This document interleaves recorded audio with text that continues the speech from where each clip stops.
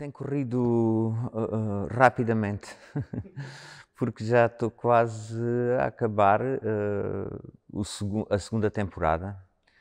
Portanto, foi intenso. O que eu posso dizer é que foi muito intenso e se fez bastante, muitíssimo. Claro que não se pode fazer nada numa companhia de dança sem bailarinos, isso toda a parte técnica, portanto, toda a gente trabalhou afincadamente na companhia. Eu estou muito feliz. Foram quase 2 temporadas onde produzimos imenso, onde se dançou imenso, fizemos vários programas portanto, estou feliz com aquilo que conseguimos alcançar até agora. Acho que a companhia está num excelente nível e, portanto, estou contente com o trabalho realizado até aqui.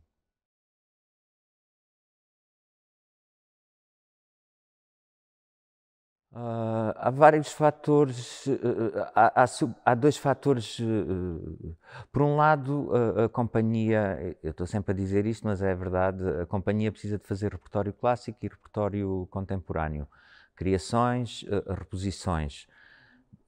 É claro que para fazer criações e fazer repertório do modo geral, precisamos de um orçamento.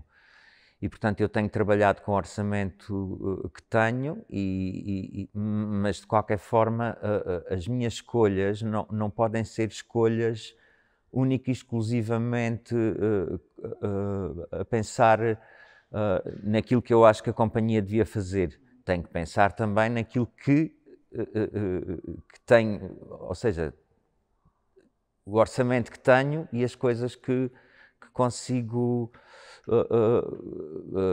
comprar, no fundo.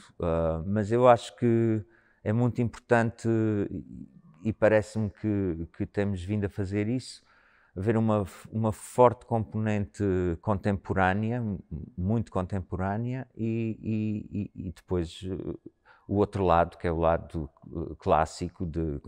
Este ano fizemos a Giselle, vamos fazer outra vez La Sylphide. Tenho tentado praticamente em todos os programas ter uma peça com uma linguagem mais neoclássica, portanto em pontas. Portanto, o que eu acho que é importante para a companhia é mostrar ao público e até para a experiência dos bailarinos a vivenciarem muitas linguagens diversas portanto, tornarem-se, que já são, bailarinos muito ecléticos. Acho que isto é o mais importante para a companhia.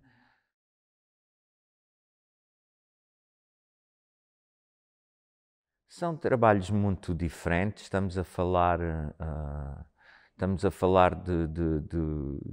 a peça do Mauro, a cantata, já tem 23 anos, portanto é uma peça, aquilo que se pode considerar de repertório de dança contemporânea.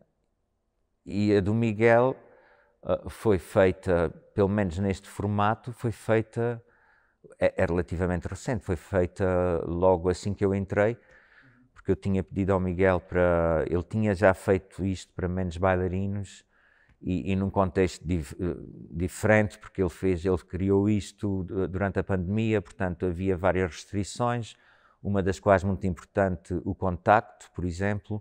Portanto, ele só utilizou nesta primeira versão duetos com pessoas que coabitavam, por exemplo.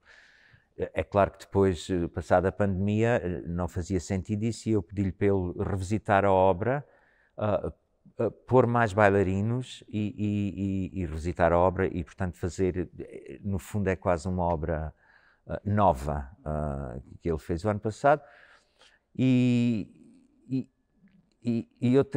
Agora, fazermos outra vez isto, a peça do Miguel, Symphony of Sorrows, e a cantata, também se prende com a necessidade que a companhia tem que fazer turnês e, portanto, tinham que ser 2 obras que pudessem ser facilmente manuseadas, digamos.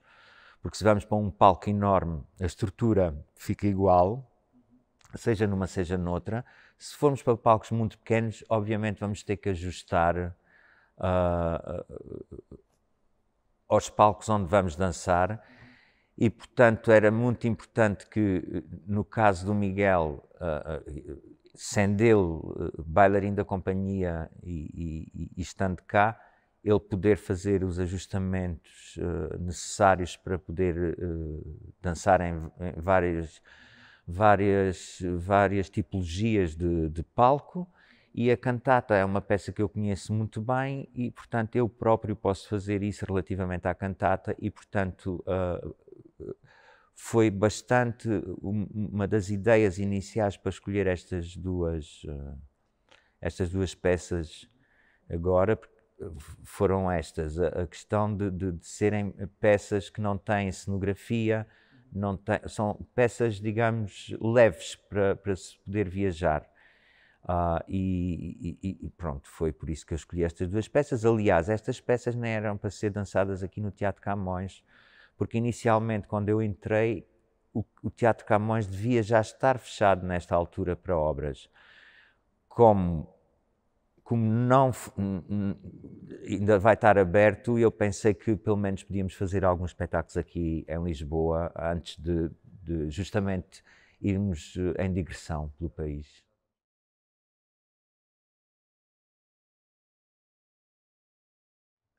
Eu acho que o Miguel poderia falar melhor disso do que eu, mas eu vejo o que eu... É uma peça... De resto, como a cantata, são peças muito emotivas, que têm a peça do Miguel é muito, muito refinada em termos de construção, de detalhe, e cria a música, é música extraordinária. Houve variadíssimos coreógrafos que pegaram nesta música, mas eu penso que a versão que o Miguel fez é uma versão muito emocionante. Não é uma peça de grandes efeitos. É uma peça de grandes efeitos em termos de movimento e tudo isso, mas não tem... É uma peça relativamente simples na sua estrutura, e é isso que eu gosto imenso, porque é uma peça simples e refinada, não está nada a mais, não está nada a menos, e tem uma linguagem muito, muito contemporânea, e requer dos bailarinos um grande foco, uma grande atenção. É uma peça muito íntima e eu gosto muito por isso, mas isso é claro, é o meu gosto.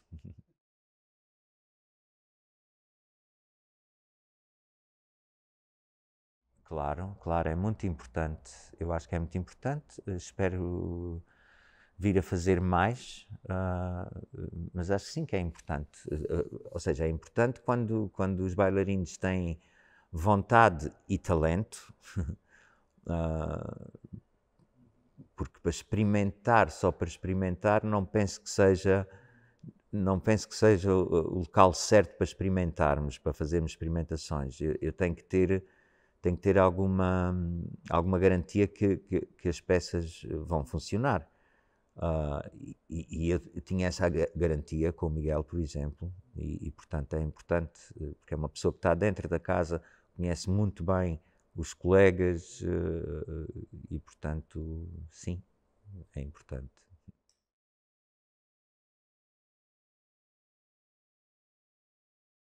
A cantata não se debruça exatamente sobre um tema particular, mas a inspiração da cantata, ou seja, a cantata foi feita a convite da Iraciti Cardoso, foi um convite que a diretora do Ballet Gulbenkian, na altura, em 2000, fez ao coreógrafo Mauro Bigonzetti, e ele nessa altura veio ver a companhia e estava indeciso, não sabia que música é que havia de usar, e entretanto viu este grupo de 4 cantoras que inicialmente faziam só praticamente trabalho de rua, e ficou muito impressionado com estas cantoras e resolveu fazer a criação à volta da música destas cantoras, que é música do sul de Itália.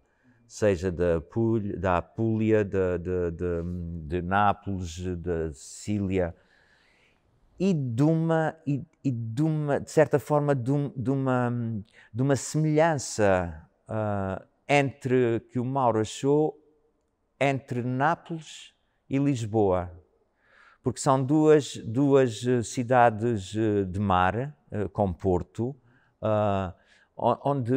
onde se vive muito na rua, onde há todas estas coisas. Se formos a Alfama ou outros bairros populares, as casas, as ruas estreitas com a roupa pendurada à janela, as pessoas, esta vivência de bairro que é mais quase uma aldeia que um bairro. Nós sabemos bem que agora já não, cada vez é menos assim, por outros fatores que não vêm ao caso agora, mas na altura Lisboa, em 2000, ainda tinha muito esse lado popular de comer na rua, ao final da tarde as senhoras meterem um banquinho na rua e estarem a falar. Ou seja, é sobre as pequenas coisas que são, no fundo, as grandes coisas da vida, como é o amor, a morte, as relações entre as pessoas, as discussões,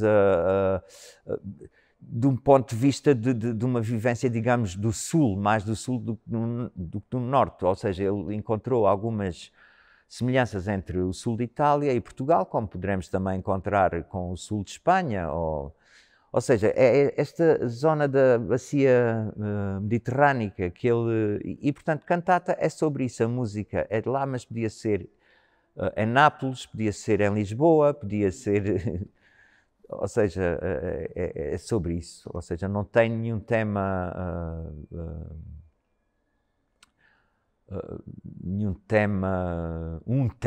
o tema, mas é muito à volta. E outra coisa que é muito importante para o Mauro nesta peça é as mulheres, a força das mulheres em geral, porque mesmo os figurinos da Helena de Medeiros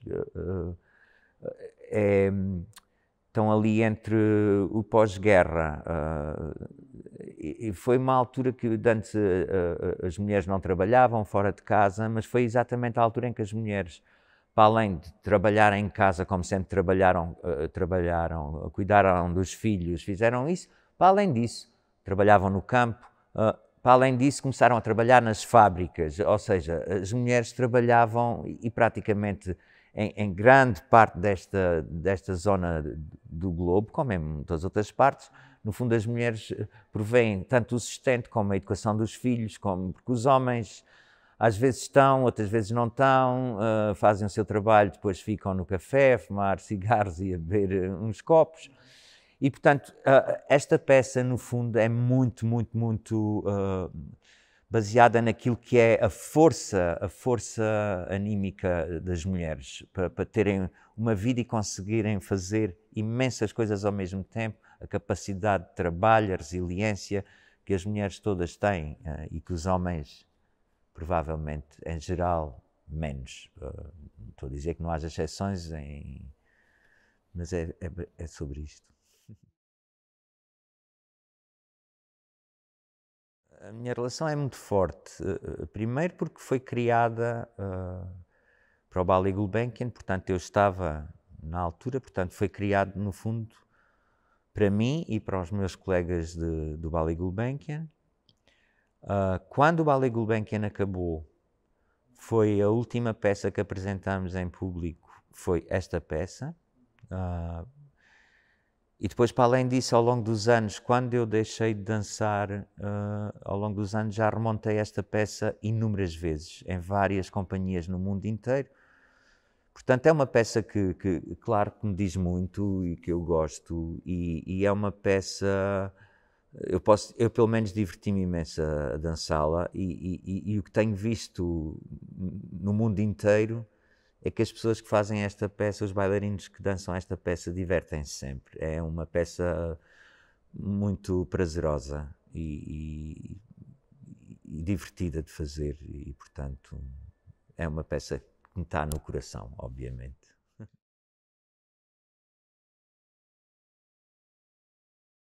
Sim, agora a partir desta semana que vem, ou seja, fazemos aqui a estreia 2, 3 e 4. Depois logo na semana seguinte estamos em Almada. Depois, salvo erro, vamos a Castelo Branco. Depois Funchal. Depois estou a trocar um bocadinho a ordem, mas depois temos o Festival ao Largo aqui em Lisboa também, onde vamos apresentar isso também.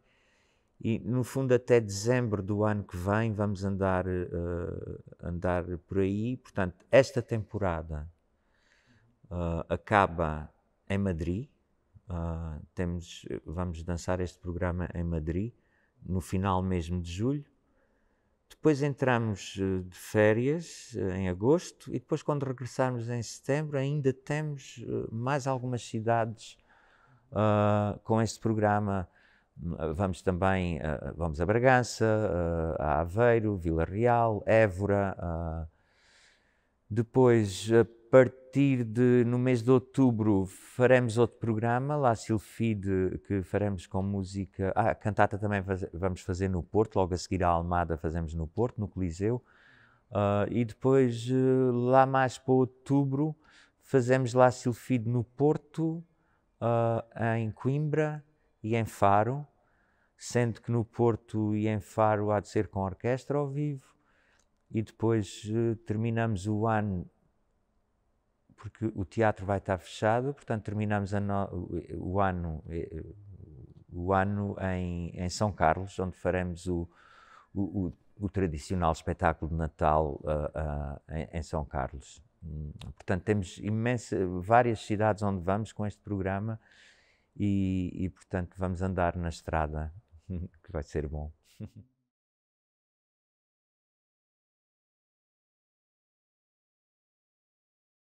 Nós fazemos tudo o que podemos para internacionalizar a dança.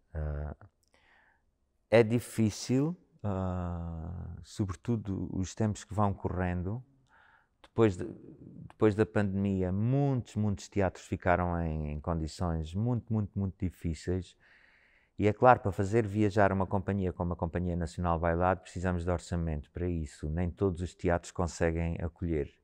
Agora vamos a Madrid, temos talvez outras coisas, outras cidades que estamos a trabalhar nisso, mas não é simples, porque muitos teatros querem que nós vamos, mas não têm orçamento, porque é que são viagens de avião, são hotéis, enfim, é todo Portanto, eu diria que é um trabalho, mas depende muito também das capacidades financeiras dos teatros por esse mundo fora e, como digo, depois da pandemia há muitos teatros pelo mundo fora que estão em condições não boas e, portanto, se não têm dinheiro, às vezes nem para programar os seus próprios teatros ou as próprias companhias que são residentes nos teatros, mais difícil será também convidarem companhias estrangeiras a apresentar trabalho. Portanto, mas é um trabalho, temos que tentar arranjar parcerias também, estamos a trabalhar nisso, mas tudo demora imenso tempo, o que é uma pena, porque era bom fazer assim e está feito, mas nunca é assim, de maneira que... Carlos, muito obrigado. Muito obrigado.